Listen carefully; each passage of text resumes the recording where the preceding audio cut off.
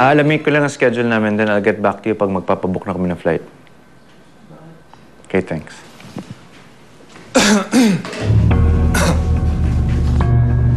Brian? Pasok ang sekretary mo. Ganda siya. Boyfriend na ba yan?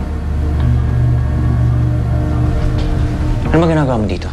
Di ba may usapan tayo, hindi ka na magpapakita sa akin? Naman ako sa bahay ninyo nagpunta. Di ba? Ano ba kailangan mo? Pera. Simple lang. Binigyan na kita. Naubos sa kasino eh. Tsaka, di mo naman ako tatanggihan, di ba?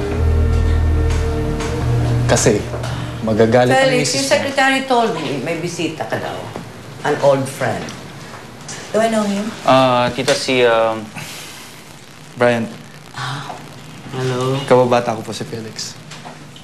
Marami kami pinagsamahan itong best friend ko. Merong banding at meron ding kalokohan. Well, Felix is a good kid as far as I can remember. For example, ano yung kalokohan?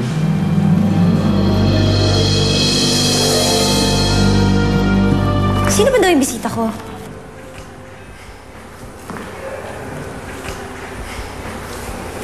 Sige, ako nang bahala dito.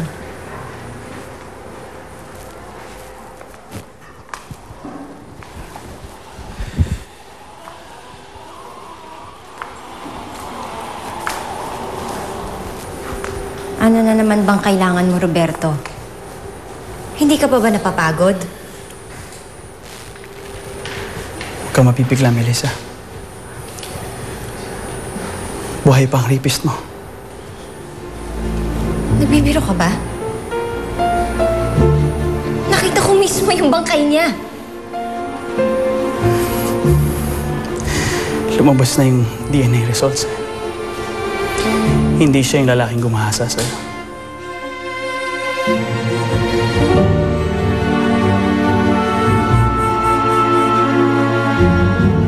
Kamusta, you'll just be bored with the details kung ano yung mga sasabihin ni Brian. Nangyari kasi ito yung mga maliliit pa kami, di ba, Brian? Opo, ma'am. Matagal na panahon na rin yun. And you're right about dun sa sinabi niyo. Mabait talaga itong si Felix. Matulungin sa lahat ng kaibigan. Well, that's the way I raised him.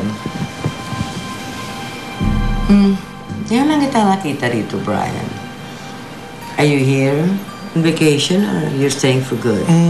Depende po yun sa magiging pag-uusap namin itong best friend ko. So, it's business matter, I presume. Yeah. Opo, ma'am. Okay, I leave you to then. See you. Nice meeting you. Felix? Marcita. Hindi totoo yung sinasabi mo. Nagsisinungaling ka! Hindi totoo yung resulta ng DNA test na yan! Yung lalaki yun ang gumahasa sa akin! Melissa, kinumpirma ko muna yung bago kong pumunta rito.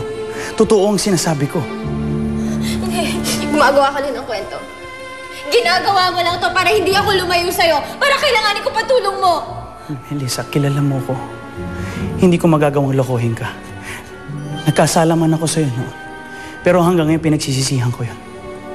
Hindi siya ang rapist mo. Yun ang totoo.